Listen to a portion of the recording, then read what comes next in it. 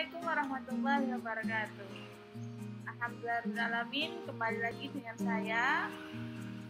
Pada video kali ini saya akan menjelaskan bagi kalian yang masih kebingungan dalam menemukan masalah atau problem akademik dalam suatu penelitian, tugas akhir atau skripsi, bisa menyimak ulasan dari saya ya. Ada beberapa hal yang perlu diperhatikan ketika kalian mencoba berpikir mengenai tema untuk skripsi atau gimana sih cara menemukan masalah atau problem akademik yang patut untuk diangkat dalam kajian penelitian seperti itu. Nah, ini ya, ada beberapa aspek yang perlu diperhatikan. Soalnya terkadang banyak mahasiswa atau peneliti untuk tugas akhir itu tidak memperhatikan apakah isu atau permasalahan yang diangkat itu menarik atau tidak. Karena ada juga kaprodi atau pengelola jurusan ketika mahasiswa mengajukan judul skripsi itu kadang ada yang ditolak. Nah, salah satu alasan kenapa kok judul itu ditolak dan diperintah untuk mengganti judul yang lain itu karena isunya atau permasalahan yang diangkat itu kurang menarik. Seperti itu. Sehingga kalian semua para mahasiswa perlu memperhatikan beberapa hal yang akan saya sampaikan ini. Di situ saya mempertanyakan kenapa kok isu yang diangkat itu menarik untuk dibahas. Nah, ini harus diperhatikan ya. Ada dua hal.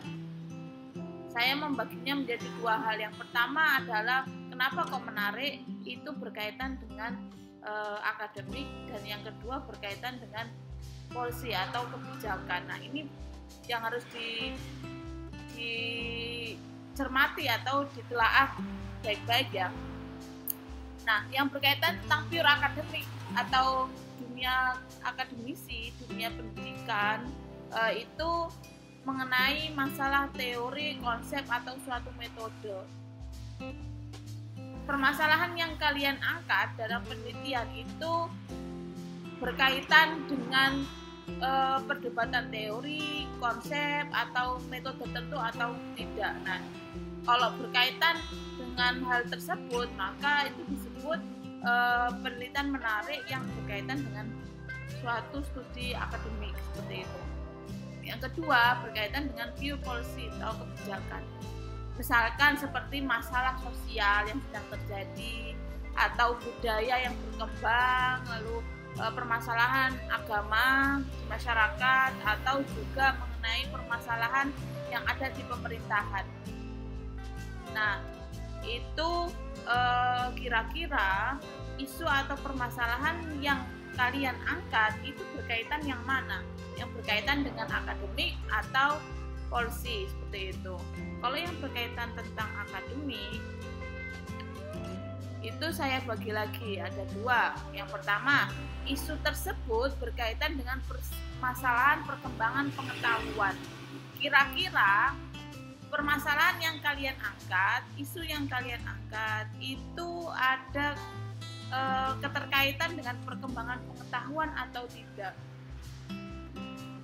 Contohnya dalam kajian studi Quran dan tafsir, misalkan mengenai perkembangan pengetahuan tentang teori hermeneutika diaplikasikan dalam kajian studi Quran. Nah, kira-kira kan masih banyak perdebatan ya itu. Nah, kira-kira apakah pure kajian hermeneutika, teori tentang konsep hermeneutika itu benar-benar semua teori hermeneutika bisa diaplikasikan dalam kajian Quran atau tidak? Nah, itu berarti berkaitan dengan perkembangan pengetahuan studi Quran dan tafsir seperti itu. Sehingga kalau isu itu berkaitan dengan perkembangan pengetahuan tersebut, maka masuk ke ranah yang pure akademik. Yang kedua yaitu Yang pure policy, ini yang saya maksud adalah isu yang berkaitan dengan kebijakan pemerintah atau kebijakan yang publik seperti itu. Contohnya apa? Nah, itu bisa kalian lihat yang kolom yang bawah. Contohnya itu seperti kalau lagi-lagi dalam kajian studi Quran dan tafsir ya, kalian bagi para mahasiswa yang konsen dalam kajian keagamaan bisa menjadi salah satu referensi ini. Contohnya tentang pemahaman ayat-ayat toleransi dalam Al-Quran. Nah, ini kan masih menjadi permasalahan tentang kebijakan publik ya, pemerintah atau permasalahan masyarakat masih banyak yang berdebat mengenai toleransi antar agama seperti itu. Karena dalam ranah kebijakan pemerintah terutama di Kementerian Agama, perdebatan mengenai toleransi antar agama itu masih bergulir hingga sekarang, dan yang mana sekarang konsen dari pemerintah yaitu mengenai moderasi keagamaan, sehingga isu tentang pemahaman atau isu yang kalian angkat jika mengangkat tema tentang ayat-ayat toleransi dalam Al-Quran ini berkaitan dengan kebijakan yaitu masalah sosial keagamaan ya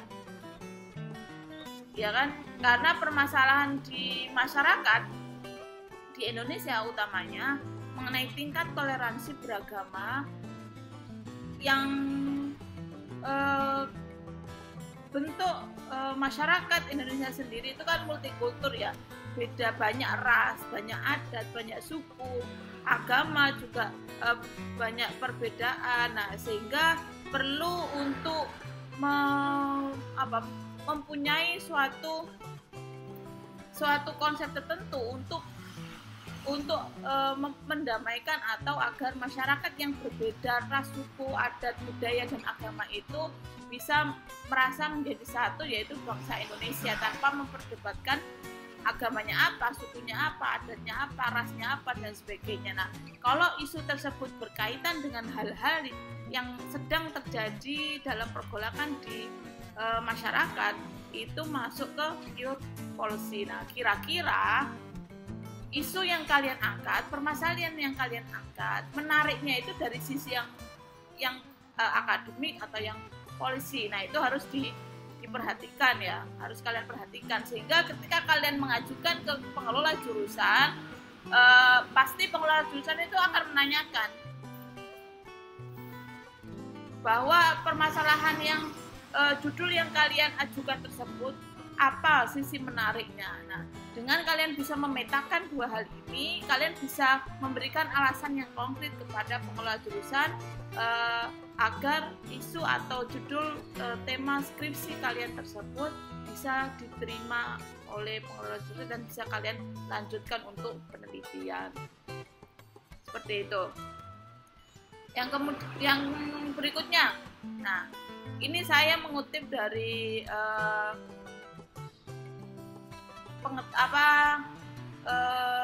tentang penelitian yang diajarkan oleh Prof. Irwan ya, harus memunculkan pertanyaan kenapa kok menarik dan penting itu harus selalu dimunculkan ketika mencari problem akademik atau permasalahan dalam suatu penelitian.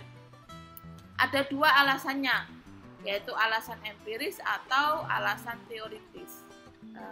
Kalau tadi yang dilihat pertama adalah aspek akademik atau berkaitan dengan dunia pengetahuan atau berkaitan dengan permasalahan sosial, budaya, agama, dan yang lain sebagainya. Dan alasan berikutnya yaitu berkaitan tentang alasan empiris atau teoritis. Nah, alasan yang empiris itu Prof. Irwan sendiri membagi menjadi 4. Nah, ini saya mengutip dari beliau karena menurut saya pemaparan beliau ini bisa dijadikan acuan buat kalian sebagai peneliti pemula ya, untuk ketika menentukan tema itu agar tema atau permasalahan yang kalian angkat nantinya itu bisa menarik dan memberikan sumbangsi terhadap perkembangan pengetahuan ataupun kebijakan-kebijakan yang ada di masyarakat atau pemerintahan seperti itu. Alasan yang empiris, faktor pertama yaitu harus berkaitan tentang problem solving. Nah, kira-kira ada kebutuhan mendesak untuk pemecahan masalah nggak? Dari isu yang kalian angkat itu kira-kira berkaitan terhadap kebutuhan solusi terhadap permasalahan yang sedang terjadi atau tidak. Nah, itu berarti berkaitan dengan problem solving. Yang kedua, suatu ancaman. Isu atau fenomena tertentu mengancam orang banyak, yaitu masyarakat, umat manusia sendiri yang ada di, terutama di lingkup Indonesia. Misalkan kalian nggak usah terlalu lingkupnya nggak usah terlalu luas ya, sehingga mendesak untuk dicari jawabannya. Nah, kira-kira isu yang kalian angkat itu bisa menyelesaikan terhadap permasalahan yang sedang mengancam masyarakat atau tidak, seperti itu. Yang ketiga yaitu aktual. Nah, fenomena baru kontemporer atau masa kini yang belum pernah terjadi sebelumnya, pengalaman yang mengagetkan. Nah, berkaitan isu-isu permasalahan yang kalian angkat itu berkaitan tidak basi atau sekarang memang lagi hits untuk dibicarakan mengenai hal itu atau tidak. Tadi seperti lagi-lagi yang saya contohkan tadi tentang isu perdamaian, toleransi itu kan masih sangat aktual dan merupakan fenomena baru ya. Pada masa dulu tidak gencar masalah tentang perbedaan agama, suku, ras, budaya tidak terlalu gencar, tapi di era sekarang itu menjadi suatu isu yang tidak selesai atau yang belum selesai hingga kini, sehingga itu masuk ke ranah yang aktual, seperti itu. Yang keempat, alasannya dari sisi fakta historis. Kira-kira ada peristiwa sejarah yang tidak bakal berulang, kalaupun berulang menunggu puluhan tahun. Tulisan menjadi catatan sejarah untuk penataan masa depan. Nah, berkaitan dengan fakta historis atau peristiwa sejarah pada masa lalu enggak? Nah, itu alasan empiris kenapa kok isu permasalahan kalian itu penting dan menarik. Harus bisa memetakan masuk ke yang mana permasalahan atau isu kalian tersebut. Yang kedua adalah alasan teoritis. Alasan teoritis yang pertama yaitu suatu perdebatan teoritik yang belum selesai, perlu tulisan yang melanjutkan perdebatan itu. Nah, kayak tadi yang lagi-lagi saya contohkan di slide sebelumnya tentang teori hermeneutika dalam studi Quran. Itu perdebatan teorinya masih bergulir hingga sekarang. Maka muncul banyak teori-teori baru yang itu mengakomodir dari teori hermeneutika sendiri. Muncul seperti sekarang ada teori tafsir Maqqasidi. Nah, itu sebenarnya tidak jauh dari teori hermeneutika, akan tetapi menggunakan istilah yang berbeda dan lebih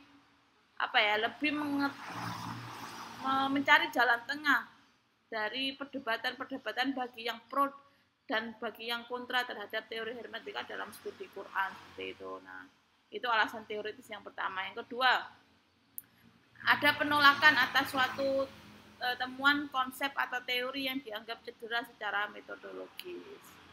Nah, alasannya masuk ke yang itu tidak. Kira-kira isu yang kalian angkat itu tentang teori tertentu yang masih dianggap itu tidak bisa digunakan dalam kajian studi Quran, atau di situ masih ada beberapa aspek dalam teori tersebut yang secara metodologis masih dianggap belum memenuhi untuk menjadi suatu teori baru dalam kajian studi Quran. Nah, ini contohnya tentang kajian Living Quran. Nah, kajian Living Quran masih mengalami perdebatan secara metodologis karena ada beberapa tokoh yang berpendapat bahwa Living Quran itu tidak masuk dalam kajian ranah studi Quran dan tafsir, akan tapi masuk dalam kajian bidang ilmu sosiologi, antropologi, sehingga tidak perlu ada kajian Living Quran dalam studi Quran dan hadis. Nah, yang itu difaktori oleh secara metodologis memang Living Quran belum punya suatu metode yang mapan secara tersendiri ya. Selama ini masih meminjam dari bidang ilmu sosiologi, antropologi, dan lain sebagainya, sehingga masih banyak penolakan atas konsep mengenai kajian living Quran itu sendiri. Yang ketiga, ada pertentangan paham antar ahli yang perlu ditemukan solusinya. Nah, pertentangan paham secara ideologi yang masuk dalam perkembangan pengetahuan. Nah, ini menjadi salah satu faktor juga kenapa kok isu yang atau permasalahan yang kalian angkat itu menarik dan penting. Kira-kira menjadi solusi atas permasalahan yang diperdebatkan oleh para ahli atau tidak seperti itu. Contohnya tentang dalam teori hermeneutika dalam studi Quran kan ada tokoh yang hermeneutikanya itu mengedepankan bahwa pemahaman untuk mendekati makna yang diinginkan oleh pengarang atau Tuhan Allah itu sendiri, itu ada yang berpendapat tidak bisa mendekati makna yang makna secara pasti yang diinginkan oleh Allah atau Tuhan. Akan tetapi hanya bisa kita mendekati dengan melihat dari beberapa aspek, sehingga muncul istilah hermeneutika objektif, subjektif, atau hermeneutika yang mengetengahkan antara objektif dan subjektif, yaitu hermeneutika objektif cum objektivis. Nah, itu kan berarti masih ada pertentangan paham antara ahli. Nah, kira-kira penelitian kalian itu menjawab hal tersebut nggak? Kalau kalian mengangkat tema penelitian yang berkaitan dengan teori hermeneutika.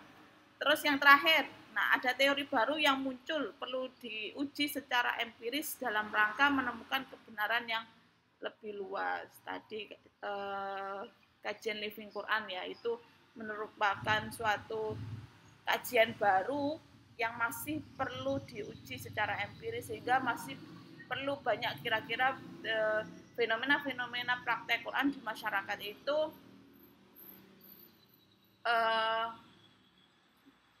bisa dikaji, atau yang membedakan kajian yang itu berlatar belakang mahasiswa studi Quran dan tafsir dan latar belakang mahasiswa yang sosiologi atau antropologi. Ada perbedaan secara teoritis nggak dalam mengkaji fenomena-fenomena praktek Quran tersebut. Nah, itu masih perlu dilakukan eksperimen atau penelitian perlu uji coba lebih lanjut untuk mendudukkan bahwa kajian living Quran itu memang kajian yang berbeda dengan kajian sosiologi dan antropologi seperti itu. Nah, itu ada dua alasan tadi yang perlu kalian perhatikan secara cermat ya, baik alasan empiris maupun alasan yang teoritis. Nah, kira-kira kalau kalian sudah menemukan permasalahan atau kebingungan ketika mau ngambil tema apa ya, atau permasalahan problem akademik yang seperti apa ya, kalian bisa mengawalinya dengan cara membaca dari beberapa tulisan atau penelitian yang sudah ada, baik itu di jurnal, artikel-artikel yang ada di jurnal, atau juga mengenai wacana publik yang sedang berkembang, apa problem masyarakat yang sedang berkembang saat ini, atau juga bisa kalian melihatnya dari data statistik. Nah, kira-kira data statistik mengenai jumlah masyarakat. Nah, kan sudah ada penelitian yang mencoba mencari mengumpulkan data secara statistik, kira-kira penduduk Indonesia itu tingkat toleransi antar agama itu seperti apa. Nah, itu bisa menjadi acuan kalian untuk menentukan apakah ide mengenai pemahaman ayat-ayat toleransi itu masih penting atau menarik untuk diangkat. Atau juga bisa membaca dari teks atau manuskrip atau buku-buku yang sudah ada itu, apakah masih ada celah atau pengetahuan yang belum diungkap oleh para pengkaji atau peneliti-peneliti sebelumnya. Dan yang terakhir yaitu data sejarah. Nah, kalau kalian mengangkat isu permasalahan permasalahan yang berkaitan dengan fakta masa lalu atau sejarah, nah bisa melihat data-data sejarah yang sudah ada. Contohnya misalkan kalau mengangkat mengenai gimana cara beragama umat umat Islam di Indonesia ketika pra kemerdekaan. Nah, ini bisa kalian melihat data-data sejarah sebelum era 45 itu seperti apa model masyarakatnya seperti itu. Nah, ada 5 ya. Ini 5 hal ya, 5 tempat yang bisa kalian jadikan acuan pertama ketika ingin atau kebingungan menemukan ide tulisan. Karena ide tulisan itu nggak langsung tiba-tiba muncul di pikiran atau di benak ya. Muncul ide tersebut itu bisa berawal dari kalian setelah membaca artikel jurnal, setelah membaca buku, atau melihat fenomena publik atau wacana publik yang sedang berkembang itu apa, isu-isu yang sedang hits atau yang sedang masih pro dan kontra, lalu juga atau juga ketika membaca buku masih ada celah pengetahuan yang belum terungkap dari para peneliti-peneliti sebelumnya, ataupun juga tadi ketika membaca data sejarah masih perlu banyak sejarah-sejarah yang perlu untuk diungkapkan atau diangkat kembali di masa kini. Dan itu kalau kalian bisa memetakan hal tersebut, kalian penelitian kalian ketika kalian ajukan ke pengelola jurusan, kalian punya alasan kuat, alasan yang logis dan kuat untuk mempertahankan bahwa judul atau tema kalian, permasalahan akademik tersebut itu bisa diteruskan untuk penelitian dan nantinya mempunyai sumbangsi terhadap perkembangan pengetahuan ataupun yang berkaitan dengan polisi atau kebijakan publik tadi itu. Gitu. Oke, terima kasih. Ketemu lagi di video selanjutnya mengenai latar belakang, cara menulis latar belakang, cara menulis kajian pustaka dan lain sebagainya. Ditunggu saja. Sekian dari saya. Assalamualaikum warahmatullahi wabarakatuh.